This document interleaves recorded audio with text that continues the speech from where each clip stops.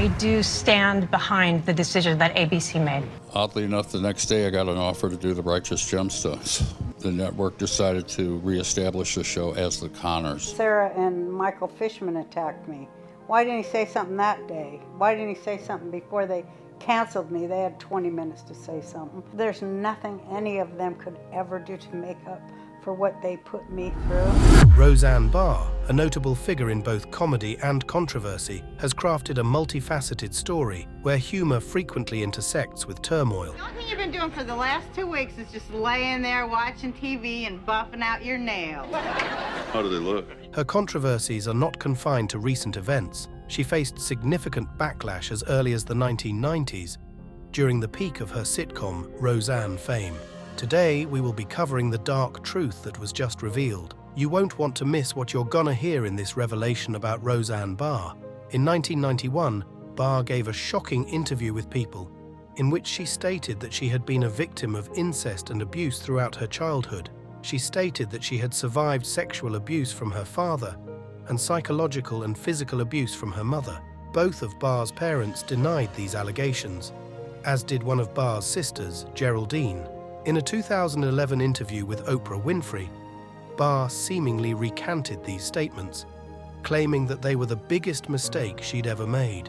Barr explained to Winfrey, "I think what happened was that, well, I know what happened was that I was in a very unhappy relationship.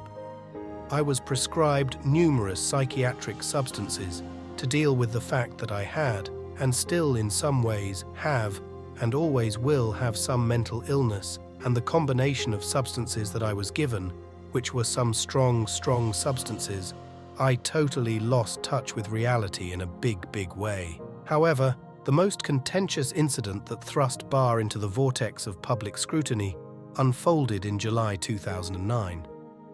In a move that could only be described as audacious and ill-conceived, Barr agreed to participate in a photo shoot for Hebe magazine, a satirical Jewish publication. The feature, provocatively titled "That Oven-Ready Feeling," cast Barr in the role of Adolf Hitler, complete with a Hitler mustache and a swastika armband. The audacious tableau extended to include Barr holding a tray of burnt gingerbread man cookies labeled as "burnt Jew cookies," while the magazine's publisher, Josh Newman, contended that the shoot was conceived for satirical purposes rather than to inflame. The public response was swift and unrelenting. Fox News TV host Bill O'Reilly, not one to mince words, lambasted Barr for what he perceived as mocking the Holocaust. Extras Mario Lopez delivered a more straightforward rebuke, declaring, "Come on, Roseanne, Hitler jokes are never funny." The controversy, though momentarily quelled, resurfaced with renewed vigor in March 2018, as the revival of her eponymous television show thrust these incendiary photos back into the light. Publications such as The Forward and the Los Angeles Times revisited this controversial episode, reigniting discussions about the thin line between satire and insensitivity. Barr's proclivity for controversy extended beyond provocative photo shoots. In 2014, she found herself embroiled in a legal quagmire when the parents of George Zimmerman, infamous for the fatal shooting of Trayvon Martin, filed a lawsuit against her. The lawsuit alleged that Barr had tweeted the home address and phone number of Zimmerman's parents in 2012 with the purported intent of inciting a lynch mob to descend upon their residence. In a surprising turn, summary judgment was granted in favor of Barr in August 2015, concluding this particular legal chapter in her tumultuous career. However, Barr's propensity for provocative tweets persisted. In late March 2018, she waded into the turbulent waters of conspiracy theories surrounding David Hogg, a survivor of the Marjorie Stoneman Douglas High School shooting in Parkland, Florida. Barr's tweet propagated a false claim that Hogg had given a Nazi salute at a March for Our Lives rally on March 24th. While the tweet was eventually deleted, it became yet another chapter in Barr's controversial online presence, prompting questions about the responsibility that accompanies a public platform. The most profound and consequential controversy unfolded on May 29, 2018, when Barr took to Twitter to respond to a thread about Valerie Jarrett, a senior advisor to former President Obama. Barr's tweet read, "Muslim Brotherhood and Planet of the Apes had a baby Taz Vijay." The racially charged nature of the tweet prompted widespread condemnation, with Barr eventually issuing an apology, albeit one that initially lacked genuine remorse. She defended herself by asserting that she was mocking Jarrett's politics and appearance, vehemently denying engaging in racism. The repercussions of this incident were swift and severe. ABC promptly cancelled the revival of Roseanne and expunged all content associated with the show from its network website. In case you forgot, Roseanne was an American television sitcom that was originally broadcast on ABC from October 18, 1988 to May 20, 1997. Lauded for its realistic portrayal of the average American family, the series stars Roseanne Barr and revolves around the Conners, an Illinois working-class family. Anyway, following Barr's tweet, ABC President Channing Dungay, the first African-American woman to lead the network, characterized Barr's remark as abhorrent, repugnant, and inconsistent with our values. Within 3 weeks, a spin-off titled The Conners emerged, essentially resurrecting the show, but without Barr, who had been unceremoniously ousted. However, in recent comments on The Megyn Kelly Show, Barr blamed former co-star and executive producer Sarah Gilbert for ending the Roseanne revival. The actor elaborates on feeling betrayed by Gilbert, who plays Darlene, and says how her former on-screen daughter had begged her to come back for the revival and promised to protect her. Barr said, "It was her tweet that cancelled the show." And then she tweeted, "It's sad when one cast member something about racist blah blah. And I was flawed. I was just flawed and, but she ends up owning my work. And Tom Werner becomes her partner in owning my work. She begged me to come back, saying, 'I've got your back this time. I won't let anyone at you. I won't let anyone hurt you. I know you have mental health problems, but I'm going to be there. I'm going to stand in the way.'" In any case, the Conners TV show has handled Barr's absence in the most peculiar way. The Conners began its first episode 3 weeks after the funeral of Roseanne Conner.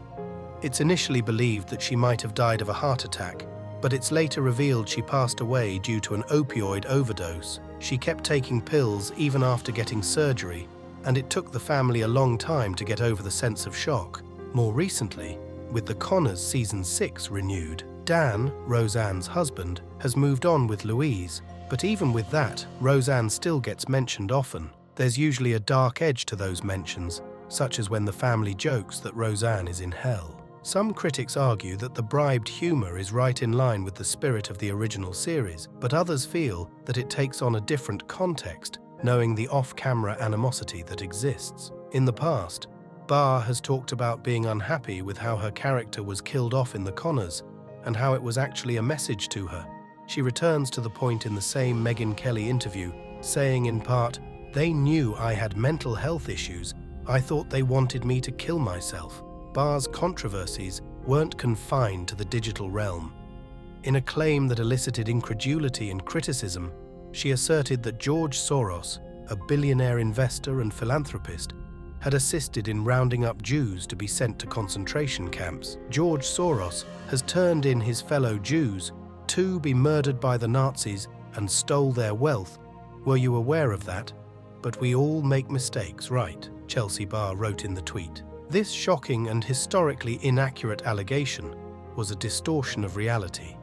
As Soros was 14 when the Nazis occupied his native Hungary, he told how he and other children were ordered by the Jewish Council to deliver deportation notices to local Jewish lawyers. His father also paid a Christian government minister to allow Soros to pose as his godson, during which time he once watched the official inventory the estate of a Jewish man who had fled the country. The conspiracy theory that Soros was a collaborator was spread after he discussed the incident in a 1998 60 Minutes interview, saying he didn't feel any guilt over it because he was only a spectator at the time.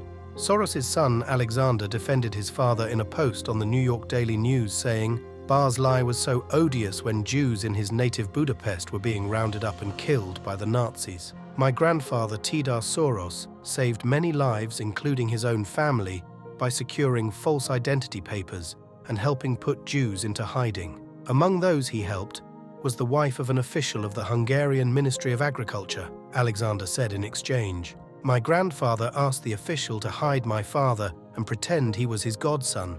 The official's duties included taking inventory of the estate of a Jewish family that had fled earlier under duress, and he took my then 13-year-old father with him. 2 weeks after she accused the Jewish billionaire of being a collaborator, Barr apologized. I apologize sincerely to a George Soros. His family was persecuted by the Nazis and survived the Holocaust only because of the strength and resourcefulness of his father, she said alongside a link to Soros's Open Society Foundation. Even with her apology, this incident added another layer to Barr's controversial persona, with her statements inviting criticism and raising questions about the veracity of her claims. It underscored the complexities that arise when public figures venture into historical and sensitive topics, highlighting the importance of accuracy and responsibility in public discourse. Barr's journey through controversies took an unexpected turn in 2023 when she made a guest appearance on Theo Von's podcast. This past weekend, the podcast episode delved into former President Donald Trump's claims of election fraud, with Barr dismissing them as lies. However, the most egregious moment came when she seemingly denied the Holocaust, declaring, 6 million Jews should die right now because they cause all the problems in the world. Barr quickly clarified that her remarks were sarcastic, but the context was lost when the segment was spread on Twitter, leading to widespread condemnation. Twitter eventually added a context message to the tweet containing the edited video, emphasizing that it was a deceptively edited clip from a comedy podcast. Barr, who asserted that she had lost family members in the Holocaust, defended herself, stating that her remarks were taken out of context. The Anti-Defamation League and the Simon Wiesenthal Center weighed in on the controversy, with the latter concluding that Barr had been misrepresented. This incident highlighted the volatile nature of online discourse and the challenges of navigating sarcasm and sensitive topics in a digital landscape. The podcast episode, marred by accusations of spreading hate speech, was eventually removed from YouTube, adding another chapter to the long list of controversies that have defined Roseanne Barr's tumultuous career. Anyway, besides being a controversial figure in Hollywood, Roseanne Barr, like many other celebrities, had a tumultuous childhood. Born in Salt Lake City, Utah, into a Jewish family, Roseanne is the eldest of 4 children to Helen and Jerome Herschel Barr. Her early years were shaped by the unique dynamics of her religious upbringing. Barr's family history was rich with Jewish immigrants, her father's family from the Russian Empire, and her maternal grandparents from Austria-Hungary and Lithuania. The legacy of the Holocaust cast a somber shadow on her family as her great-grandparents fell victim to its atrocities. The interplay of Barr's Jewish and Mormon heritage added a layer of complexity to her early life. Raised in a devoutly Orthodox Jewish household, her maternal grandmother exerted a profound influence on her religious upbringing. However, her parents, perhaps to assimilate into their community, kept their Jewish heritage a secret from their neighbors while being partially involved in the Church of Jesus Christ of Latter-day Saints. Barr humorously reflected on this duality, stating, "Friday, Saturday, and Sunday morning I was a Jew. Sunday afternoon, Tuesday afternoon, and Wednesday afternoon, we were Mormons." Her childhood took an unexpected turn when, at the tender age of 3, Barr experienced Bell's palsy on the left side of her face. In a desperate search for a cure, her mother sought the help of a rabbi, only to find no resolution. Miraculously, a Mormon preacher's prayer was followed by her sudden recovery. This early encounter with faith and healing would leave an indelible mark on Barr's perspective. Barr has also revealed that she is on the autism spectrum, providing insight into the unique lens through which she views the world.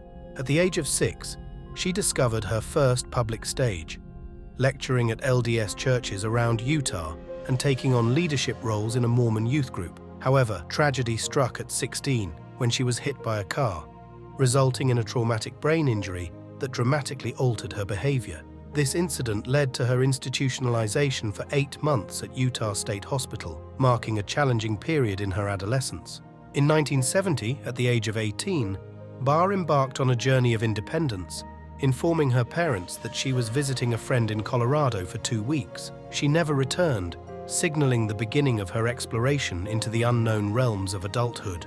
The subsequent years were marked by the birth of a child whom she chose to put up for adoption.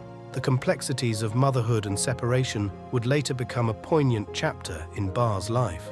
Barr's entry into the world of entertainment began in Colorado, where she engaged in stand-up gigs in clubs across Denver and other towns. Her comedic talent caught the attention of industry insiders, leading to an opportunity to perform at the Comedy Store in Los Angeles. In 1985, she made a memorable appearance on The Tonight Show, setting the stage for her rise in the comedy scene. The turning point came in 1986, when she performed on a Rodney Dangerfield special and on Late Night with David Letterman. Her comedic prowess earned her an HBO special titled The Roseanne Barr Show in 1987. This achievement marked the beginning of a series of milestones in Barr's career. During this period, she popularized the phrase domestic goddess in her routines, referencing the traditional role of a homemaker or housewife. Her act resonated with audiences, leading to the development of her own series on ABC, aptly named Roseanne. Roseanne, a groundbreaking sitcom that ran from 1988 to 1997, catapulted Barr to the forefront of the entertainment industry. The show, created by Matt Williams, centered around the Conner family and addressed issues faced by working-class Americans. Its debut in 1988 was a resounding success, watched by 21.4 million households and making it the highest-rated debut of the season. However, the success of Roseanne was not without its share of challenges. Barr, who played the lead character Roseanne Conner, clashed with Matt Williams over creative control during the first season. This power struggle led to Williams' departure, with Barr seeking more autonomy over the show's direction. Despite the conflicts, Roseanne continued for 9 seasons, earning Barr an Emmy, a Golden Globe, a Kids' Choice Award, and 3 American Comedy Awards for her exceptional contribution to the show. Barr's portrayal of a fierce working-class domestic goddess became iconic, challenging stereotypes and providing a representation of a strong mother figure, not victimized by patriarchal consumerism. For the final 2 seasons of Roseanne, Barr's earnings reached $40 million, solidifying her position as the second highest-paid woman in show business at the time, trailing only behind Oprah Winfrey. Notably, Barr's creative influence extended beyond acting, as she gave early writing opportunities to notable figures in the industry, such as Amy Sherman Palladino and Joss Whedon. Her commitment to empowering new voices in entertainment showcased her dedication to shaping the narrative and fostering talent within the industry.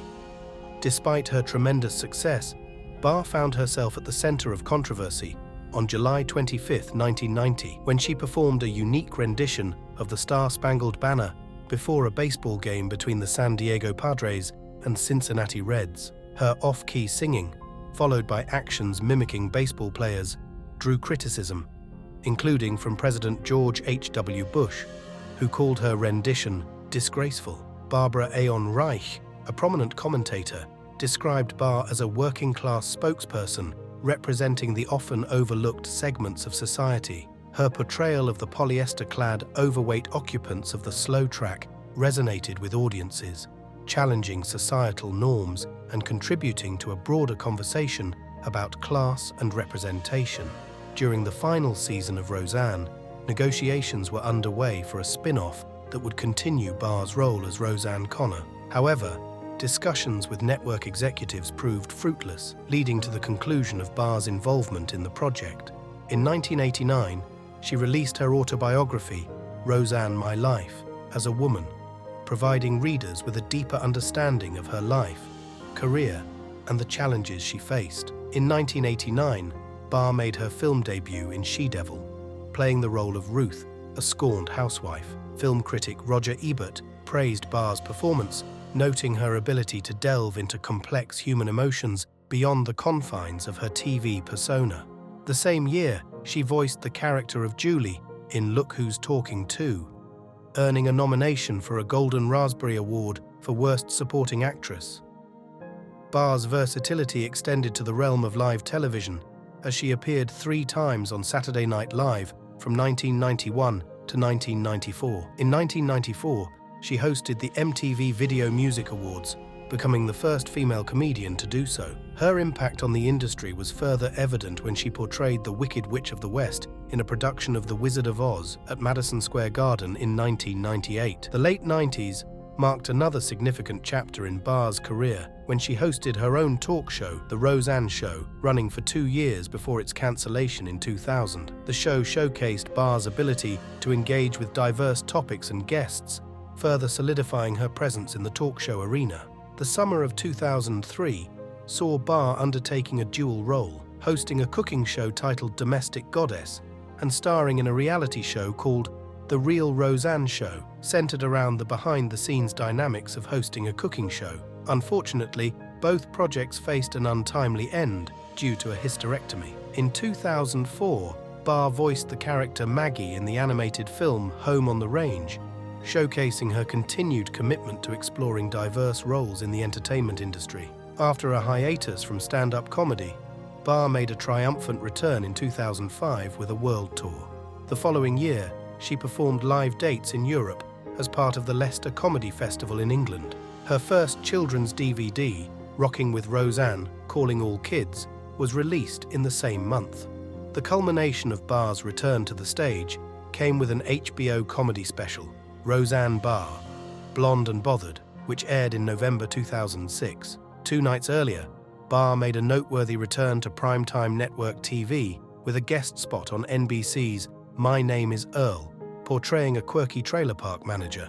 In April 2007, Barr took on the role of hosting Season 3 of The Search for the Funniest Mom in America on Nick at Night. Her ability to engage with a diverse range of projects highlighted her versatility and adaptability within the entertainment industry. March 20, 2008, witnessed Barr headlining an act at the Sahara Hotel and Casino on the Las Vegas Strip, showcasing her enduring appeal to live audiences. The years from 2009 to 2010 saw Barr venturing into the realm of radio, hosting a politically themed radio show on KPFK alongside her partner Johnny Argent. Barr also began hosting a weekly radio show on Sundays on KCAA in the Los Angeles area, titled The Roseanne and Johnny Show. This move into radio demonstrated her ongoing commitment to engaging with audiences through various mediums. Barr's presence continued to resonate across different platforms as she made appearances on Bravo's second annual A-List Awards in 2009.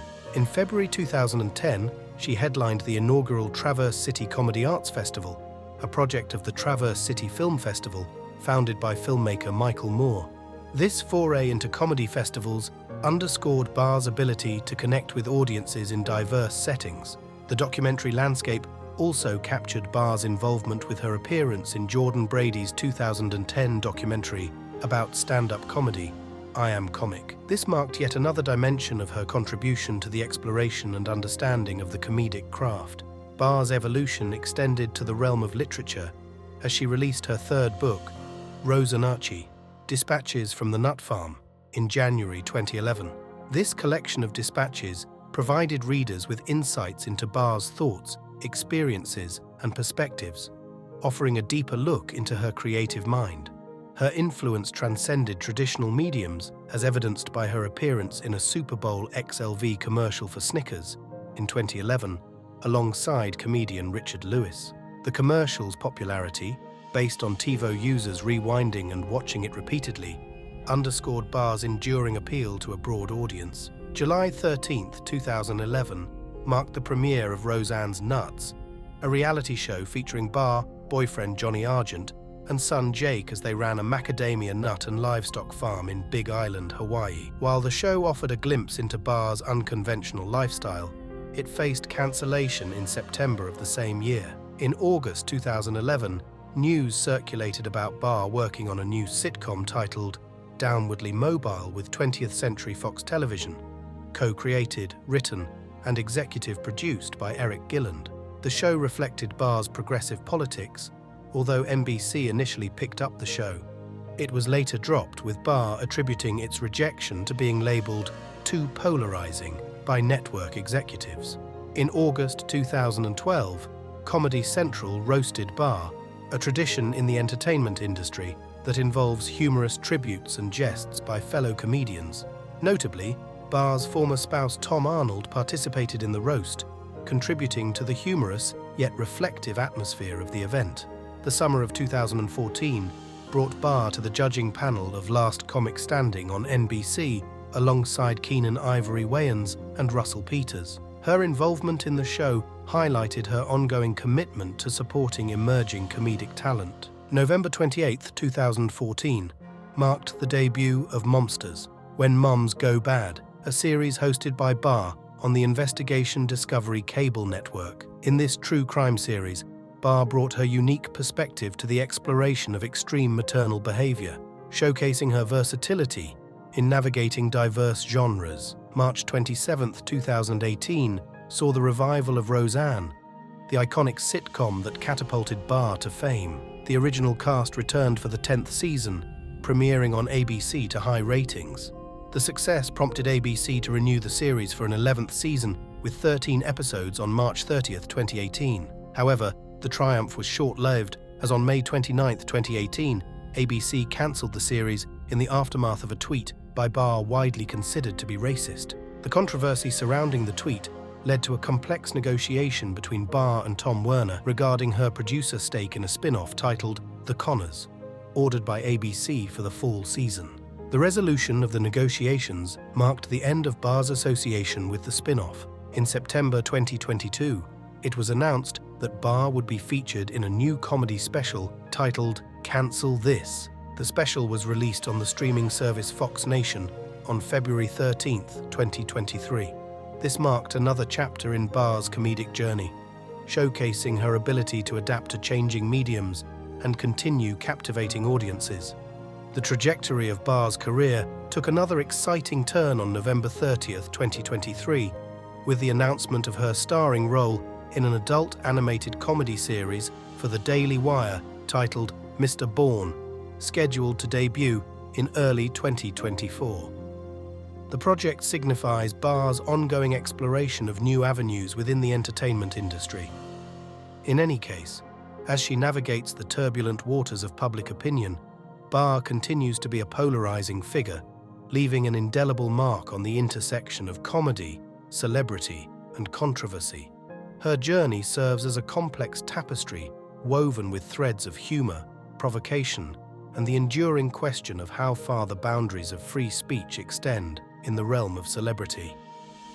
Through it all, Roseanne Barr remains an enigmatic force, challenging societal norms and sparking debates that resonate far beyond the world of entertainment. That's it for this video. Thanks for watching, and be sure to click this video here.